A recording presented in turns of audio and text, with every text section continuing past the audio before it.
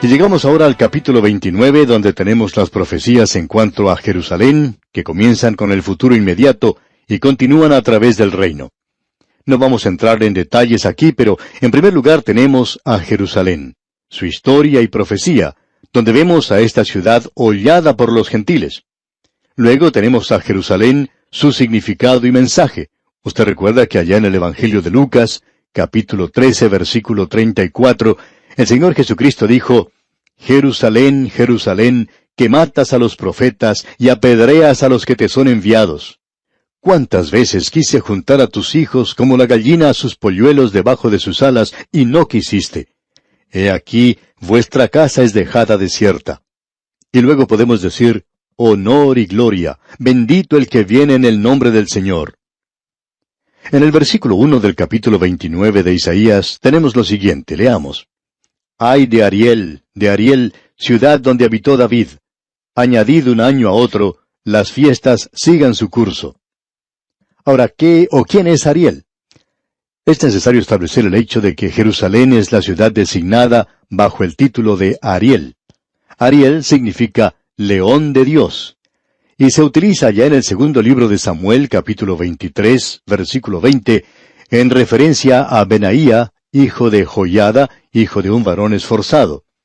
Este mató a 2 leones de Moab, es decir, a 2 hombres como leones. Ahora la palabra usada es Ariel. En Ezequiel capítulo 43, versículo 16, la misma palabra se traduce como altar. Esta palabra puede significar bajo ciertas circunstancias el altar de Dios. Ambas designaciones son un título para Jerusalén porque esa es la ciudad donde moró David y el león es la insignia de esa familia. Nuestro Señor es llamado el león de la tribu de Judá. Y Jerusalén es el lugar donde estaba ubicado el templo de Dios, y por supuesto que allí estaba el altar. Así es que aquí estamos hablando de Jerusalén. Y leemos, ay de Ariel, ciudad donde habitó David. Esto es pronunciado contra esta ciudad donde habitó David, y es contra Jerusalén. Es una profecía muy destacada en cuanto a esta ciudad que comenzó en los días de Isaías y que continúa hasta el presente. Uno puede caminar por las calles de esa ciudad hoy y podrá apreciar que esta profecía se ha cumplido y seguirá cumpliéndose en el futuro. Ahora en el versículo 2 de este capítulo 29 leemos, Mas yo pondré a Ariel en apretura y será desconsolada y triste, y será a mí como Ariel. Este es un juicio sobre Jerusalén. Luego dice el versículo 3, Porque acamparé contra ti alrededor, y te sitiaré con campamentos, y levantaré contra ti baluartes. Nabucodonosor no había llegado aún, pero él vendría contra la ciudad y la destruiría. Y luego también tenemos el tiempo de los gentiles, y eso comenzó 606 años antes de Cristo, cuando Jerusalén fue destruida. El Señor dijo en el Evangelio de Lucas, capítulo 21, versículo 24, Y Jerusalén será hollada por los gentiles hasta que los tiempos de los gentiles se cumplan. Luego continuamos aquí con los juicios sobre Jerusalén, y el juicio final de Dios es el ataque final sobre Jerusalén. Él va a intervenir en el último momento y librará a su pueblo de la exterminación y esos sueños de los enemigos de Dios de que van a poder establecer sus propios reinos serán frustrados y luego Dios los derribará. Y luego Él edificará su reino, lo establecerá Él mismo como dijo que lo haría. Leamos pues esta profecía comprendida entre los versículos 6 al 8 de Isaías capítulo 29. Por Jehová de los ejércitos serás visitada con truenos, con terremotos y con gran ruido, con torbellino y tempestad y llama de fuego consumidor. Y será como sueño de visión nocturna la multitud de todas las naciones que pelean contra Ariel, y todos los que pelean contra ella y su fortaleza, y los que la ponen en apretura. Y le sucederá como el que tiene hambre y sueña, y le parece que come, pero cuando despierta, su estómago está vacío. O como el que tiene sed y sueña, y le parece que bebe, pero cuando despierta, se halla cansado y sediento. Así será la multitud de todas las naciones que pelearán contra el monte de Sión. Y vamos a tener que dejar esto por ahora, al final del versículo 8, y luego continuaremos, Dios mediante, con el versículo 9 de este capítulo 29 de Isaías, en nuestro próximo programa. Y como es nuestra costumbre, le sugerimos leer el resto de este capítulo 29 de Isaías, pues así será más fácil para usted seguir con nosotros este estudio en nuestro próximo programa. Dejamos con usted estas palabras del profeta Isaías. Tú guardarás en completa paz a aquel cuyo pensamiento en ti persevera, porque en ti ha confiado. Hasta pronto, y que Dios le bendiga. Continuamos hoy, amigo oyente, con el estudio del capítulo 29 de este libro de Isaías. Ya hemos visto que aquí tenemos profecías relacionadas con Jerusalén, que comienzan en el futuro inmediato y que se extienden hacia el reino. Ya hemos visto que Ariel quiere decir Jerusalén, y esto identifica la ciudad donde vivió David. Ariel quiere decir león, y el Señor Jesucristo es llamado el león de Judá. Y eso es lo que David era. Ese era el emblema de ese linaje. Y también vimos que Ariel puede significar altar, y el altar estaba únicamente en Jerusalén. Ese era el lugar donde ellos deberían ir para adorar al Señor. En esta sección, el profeta nos dice algo acerca de la llegada inmediata de un enemigo que destruirá a Jerusalén. Y luego, en el versículo 5 podemos leer las palabras, «Y la muchedumbre de tus enemigos será como polvo menudo, y la multitud de los fuertes como tamo que pasa». La ciudad de Jerusalén iba a ser atacada. Esa ciudad suponemos que ha sido atacada y capturada, destruida y quemada más que ninguna otra ciudad en el mundo entero en el día de hoy. Por ejemplo, contamos nosotros que ha sido atacada como 27 veces. Fueron 27 las veces que fue tomada, y en la mayoría de esas veces fue destruida. Y esa es la razón por la cual no es muy correcto decir hoy a la gente, «Ven con nosotros, vamos a visitar la ciudad de Jerusalén y caminar por donde caminó Jesús». Bueno, amigo oyente, usted no va a caminar donde caminó Jesús. En realidad, si usted va al estanque de Bethesda, usted notará que se encuentra a unos 15 metros debajo del nivel de la tierra en la actualidad, y el Señor Jesucristo estuvo caminando por allá abajo. Y es muy evidente en el día de hoy que el templo de Salomón se encontraba a unos 30 metros debajo de donde se encuentra la mezquita de Omar en la actualidad. ¿Por qué? Bueno, esa ciudad ha sido sitiada y destruida tantas veces que volvía a ser reedificada en el mismo lugar, y con los escombros que resultaron de la ciudad destruida. Los que la reconstruían nivelaban todo el terreno nuevamente. Eso fue lo que hizo Nehemías. De los escombros que quedaron, él reedificó el muro de Jerusalén. La gente allí no necesitó conseguir piedras de ninguna otra parte, porque no fue necesario. En cierta oportunidad se dijo que se iba a enviar rocas desde una ciudad extranjera para reedificar el templo, y eso resultó falso. ¿Y cuán insensato sería hacer algo así, porque allí tienen más rocas de las que les hace falta? Quizá no exista otro lugar en el mundo que sea tan rocoso como Jerusalén y la zona que la rodea. Es un terreno muy escabroso. Esa es la razón por la cual era tan difícil tomar la ciudad por parte de los enemigos. Así es que el versículo 7 en la primera parte nos dice, «Y será como sueño de visión nocturna la multitud de todas las naciones que pelean contra Ariel». Así es que la ciudad ha sido destruida, y aún será destruida en el futuro. El Señor aquí, comenzando con el versículo 9, nos da el significado en un mensaje, es decir, por qué Dios va a juzgar, y por qué Él ha juzgado esa ciudad. Bien, ellos tenían mensajes de Dios que ninguna otra ciudad había tenido. Esas otras ciudades no fueron juzgadas tan severamente como ha sido juzgada Jerusalén. Las responsabilidades, amigo oyente, se miden según la luz que usted ha tenido, el privilegio que Dios le ha dado a usted. Así es que, comenzando con el versículo 9, leemos, «Deteneos y maravillaos, ofuscaos y cegaos, embriagaos y no de vino, tambalead y no de sidra». ¿Por qué? Ahora en el versículo 10 dice, «Porque Jehová derramó sobre vosotros espíritu de sueño, y cerró los ojos de vuestros profetas, y puso velo sobre las cabezas de vuestros videntes». Quisiéramos que usted, amigo oyente, prestara mucha atención a este destacado pasaje de las Escrituras, y es algo que está muy al día. Hemos dicho que Isaías es el profeta de lo común, y eso que tenemos ante nosotros es algo que va muy bien con nuestra cultura contemporánea. ¿Causó Dios en ellos un adormecimiento? ¿Y cómo hizo eso? Bueno, escucha, amigo oyente, fue así como lo hizo. Él les dio luz, y continuó dándoles más luz, y al darles luz, ellos no aceptaban lo que Él les daba. Ellos no podían verlo, y eso quiere decir que ellos eran ciegos. Ahora, si ellos no hubieran tenido luz, no hubieran sabido si estaban ciegos o no. Así es como Él los hace adormecer. De esa manera, Él les revela a la gente que son ciegos. Y el versículo 11 nos dice, «Y os será toda visión como palabras del libro sellado, el cual si dieren al que sabe leer, y le dijeren, lee ahora esto, él dirá, no puedo, porque está sellado». Esto está muy al día. Usted probablemente ha escuchado a muchas personas decir, así como lo hemos escuchado nosotros, quizá a ministros o profesores de seminarios que dicen, bueno, usted sabe que el libro de Apocalipsis es un libro sellado. Nadie lo puede entender. Amigo oyente, eso es lo que la gente decía en los días de Isaías, en cuanto a las profecías de Isaías, y también en cuanto a las profecías que tenían en esa oportunidad. Ellos tenían la palabra de Dios y decían, bueno, uno no la puede entender. Amigo oyente, ellos no querían entender. Y el versículo que sigue, es decir, el versículo 12 de este capítulo 29 de Isaías, dice, «Y si se diere el libro al que no sabe leer, diciéndole, lee ahora esto, él dirá, no sé leer».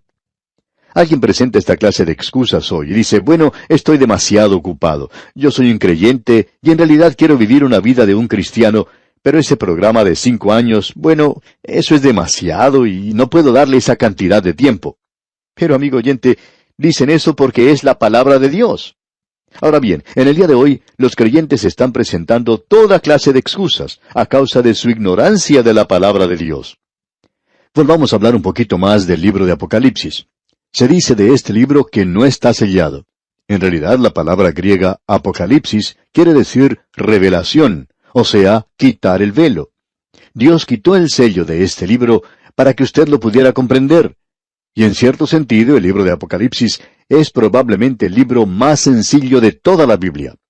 Eso quiere decir que usted tiene que haber leído los otros 65 libros antes de leer el libro de Apocalipsis, porque este es el último libro de la Biblia. Usted no comienza con ese libro. Hay muchas personas que hacen eso, pero es necesario, amigo oyente, estudiarlo de último. Y entonces, cuando usted hace eso, descubre que es el libro más sencillo en la Biblia. Usted podrá apreciar eso cuando nos toque estudiarlo. No hay ningún otro libro que sea tan organizado. En realidad, es el libro más fácil de bosquejar. Podemos tener problemas con un libro más pequeño, sin embargo, no ha habido problemas con el libro de Apocalipsis. Es un libro que prácticamente se bosqueja a sí mismo. Es un libro que, según creemos nosotros, está tan claro y límpido como el sol del mediodía. Ahora usted dice, bueno, eso es algo simbólico porque es un libro sellado. Se supone que nosotros no debemos comprenderlo. Eso era lo que estaban diciendo en el día del profeta Isaías, y Dios dice, yo os voy a juzgar porque yo os he dado luz, y vosotros no queréis abrir vuestros ojos. Vosotros habéis quedado enceguecidos con la luz que os he dado. Y es lo que Dios dijo en cuanto al libro de Apocalipsis. Escuche lo que dice en el capítulo 1, versículo 3 de este libro. Bienaventurado el que lee y los que oyen las palabras de esta profecía y guardan las cosas en ella escritas, porque el tiempo está cerca. Y luego más adelante en el capítulo 22 de Apocalipsis, versículo 10 leemos, y me dijo, no selles las palabras de la profecía de este libro, porque el tiempo está cerca. Podemos pues ver que no es un libro sellado como algunos pretenden insinuar. Volviendo ahora a Isaías, vemos que en el capítulo 29, versículo 13 dice, dice pues el Señor, porque este pueblo se acerca a mí con su boca, y con sus labios me honra, pero su corazón está lejos de mí, y su temor de mí no es más que un mandamiento de hombres que les ha sido enseñado. Si usted hubiera estado presente en aquel día, amigo oyente, usted quizás se hubiera preguntado, ¿qué es lo que Isaías quería decir con esto? Porque la gente iba al templo. En aquel día el templo estaba prácticamente lleno de gente. Y en cualquier ocasión en que se ofrecía algún holocausto o sacrificio, uno podía encontrar gente por todas partes. Toda la zona del templo, el lugar para Israel, el patio de las mujeres, el patio de los gentiles, todos estaban allí. Y usted diría, ¿por qué está Dios encontrando faltas en esta gente? Bueno, todos están asistiendo a ceremonias en la iglesia. Amigo oyente, ellos estaban allí presentes y con sus labios repetían cosas rituales. Quizá podrían decir el Padre Nuestro, el credo de los apóstoles, pero eso no quería decir nada.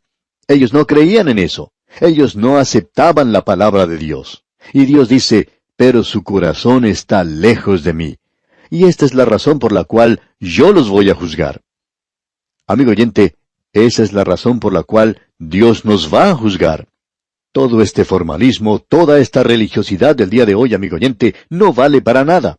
En realidad, la religión llega a ser la maldición de este mundo hoy. Dios quisiera que usted dejara de lado la religión y se acercara más bien a la persona de Jesucristo. La religión es una de las barreras más grandes para una gran cantidad de gente en el día de hoy. Un pastor le dijo esto a un hombre en cierta ocasión, e inmediatamente él contestó diciendo, «Yo quiero que usted sepa, Señor, que yo soy un hombre religioso. Soy un hombre religioso por naturaleza». Él tenía una naturaleza pecaminosa, pero era religioso por naturaleza. Y quizás se sorprendió bastante cuando el pastor le contestó, «Amigo, usted debería librarse de su religión». Y él contestó, «¿Cómo? ¿No es usted un hombre religioso?» Y el pastor le respondió, «No, no lo soy». Y el hombre dijo, «Yo no puedo creer que un predicador no sea religioso. ¿Y qué es usted entonces?» Y el pastor le contestó, «Yo soy una persona que se acercó a Cristo como pecador y ahora tengo una relación con una persona. Eso no es religión, es una relación». Amigo oyente, ¿tiene usted a Cristo o no lo tiene? Eso es lo que se nos está tratando de decir a través de esta gente que tenemos aquí en el libro de Isaías. Y esa es la razón por la cual Dios les juzgó. Llegamos ahora a la última parte de esto en el versículo 15. Eso es tan serio que el versículo comienza con un ay. Nos encontramos en una sección donde se tratan 6 ayes. Estos se duplican aquí en este capítulo. Leamos este versículo 15. Ay de los que se esconden de Jehová, encubriendo el consejo. Como si ellos pudieran hacer cualquier cosa y Dios no llegara a enterarse de eso. En el versículo 17 vemos el futuro. ¿No se convertirá de aquí a muy poco tiempo el Líbano en campo fructífero, y el campo fértil será estimado por bosque? Aquí tenemos el honor y la gloria. Dios no ha terminado aún con esa ciudad. Él la ha juzgado. Todo lo que uno tiene que hacer es observar ese lugar hoy. Es como una torta de varios pisos, una ciudad encima de la otra. Y Dios las ha juzgado, pero ellos la van a volver a reedificar una vez más, y llegará a ser la ciudad de Dios. Y él dice en el versículo 18 de este capítulo 29 de Isaías, «En aquel tiempo los sordos oirán las palabras del libro, y los ojos de los ciegos verán en medio de la oscuridad y de las tinieblas». Los sordos oirán, y los ojos de los ciegos verán. Y en el versículo 29 continuamos, «Entonces los humildes crecerán en alegría en Jehová, y aun los más pobres de los hombres se gozarán en el Santo de Israel». De seguro que usted conoce ese antiguo refrán que dice, «No hay peor ciego como el que no quiere ver». Y en el día de hoy hay una ceguera producto de la propia voluntad de la persona. Eso era lo difícil con esta gente. Ahora, en aquel día, en el milenio que vendrá, ellos verán en aquel día. Y veamos los versículos 22 y 23 que dicen, «Por tanto Jehová, que redimió a Abraham, dice así a la casa de Jacob, no será ahora avergonzado Jacob, ni su rostro se pondrá pálido, porque verá a sus hijos obra de mis manos en medio de ellos, que santificarán mi nombre, y santificarán al Santo de Jacob, y temerán al Dios de Israel». Ellos santificarán el nombre de Dios. Ellos van a apartar algo maravilloso.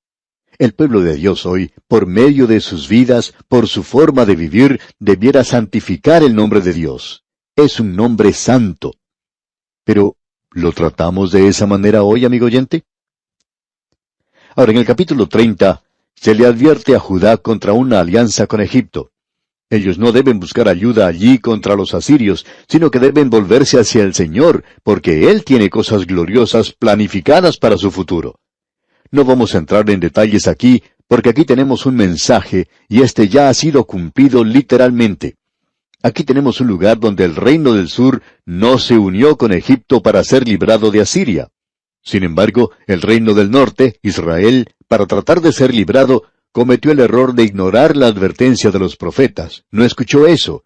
Y el relato lo tenemos allá en el segundo libro de Reyes, capítulo 17, versículo 4, y no vamos a leer eso ahora, pero lo interesante de notar aquí es que esta fue una lección para ellos, y el reino del norte fue tomado cautivo. Aparentemente, este es uno de los lugares donde ellos aprendieron la lección. Pero esto es para esta gente, y aquí se incluye al reino del sur. y llegará el día cuando ellos se volverán a Egipto nuevamente. Las condiciones del presente en este mundo, cuando tanta gente dice que la profecía está siendo cumplida, indicaría que nos encontramos en los últimos días. Pero aquí tenemos un caso cuando las cosas están invertidas. En lugar de estar Israel buscando Egipto, está volviéndose hacia cualquier otra dirección, pero no hacia Egipto hoy. Aparentemente, entonces, hay algunas cuantas cosas que tienen que caer en su lugar antes de que lleguemos al final. No nos apresuremos demasiado, amigo oyente. Andemos como anda Dios en el día de hoy. Tengamos cuidado de no decir algunas cosas que Dios no nos está diciendo.